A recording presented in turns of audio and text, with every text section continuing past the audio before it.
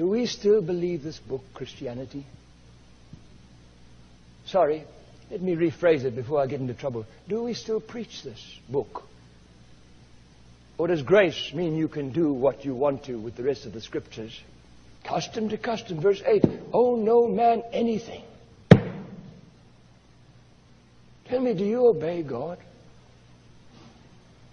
This is the love of God, that we keep His commandments. What do you think love is to God? I mean, your definition. Singing lovely hymns?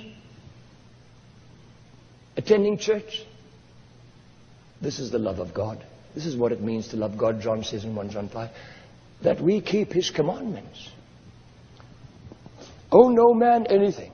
Will you ever, in your life, accept that as a commandment from God in the New Testament, not the old under the law, not legalistic bondage, but God's commandment, not request? The wicked borroweth, and payeth not again. Well, if you don't pay your taxes, sorry, I'm not twisting it, you're wicked. Sorry. Otherwise, please get some scissors and start cutting all these verses out. But don't carry a Bible that you say you believe in and endeavor to follow if you don't intend ever to take every single word in that book. Be ye doers of the word and not hearers only, deceiving your own selves. Oh, they hear, they read, but they never do. Will you? Do you?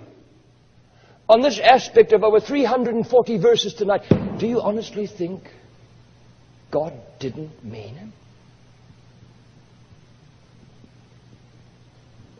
Tell me you sung, every one of you, take my silver and my gold, not a mite will I withhold. Tell me, have you ever sung it in truth, or did you lie? You literally lied! But it didn't matter, it's a song.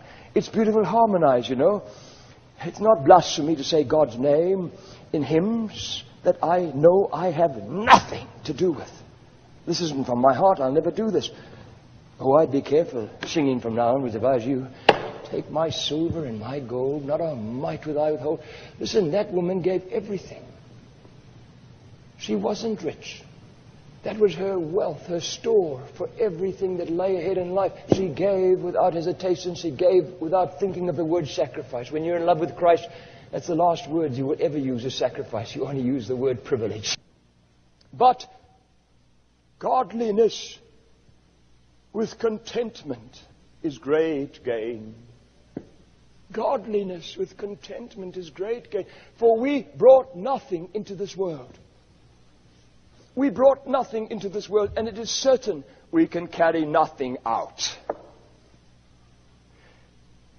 And having food and raiment, let us therewith be content. But they that will be rich, fall into temptation and a snare and into many foolish and hurtful lusts. Here, sir, come, open my books, every receipt for every cent and every cent spent. Unless you can cry that out to the world, get out of the treasury. Mr. Treasurer, do you think the devil will let you get away with it? No ways. He's too powerful. You have no idea what. If he has up to now, he's just biding his time for the moment when he can do most damage to you. But you're not getting away with it. You have an enemy that won't let you, sir. Grace has nothing to do with compromise.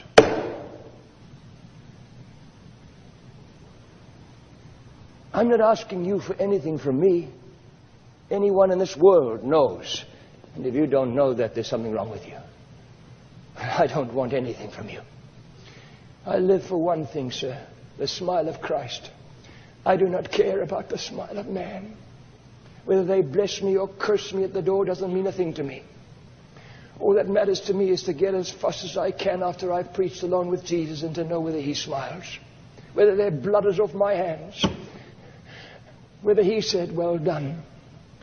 They can bless me at the door. They can curse. It doesn't matter.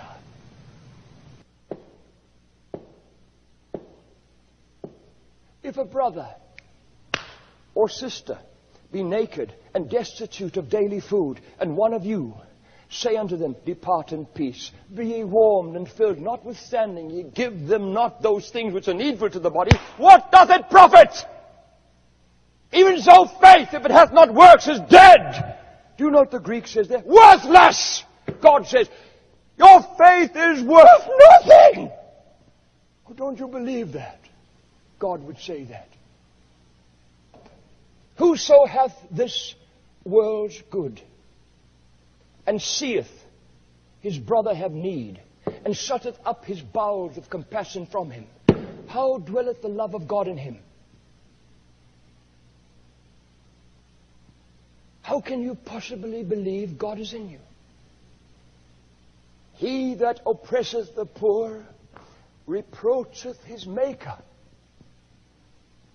But he that honoureth him hath mercy on the poor. Proverbs 14 verse 21. He that hath mercy on the poor, happy is he. But whoso stoppeth his ears at the cry of the poor, whoso stoppeth his ears at the cry of the poor, he also shall cry himself, but shall not be heard.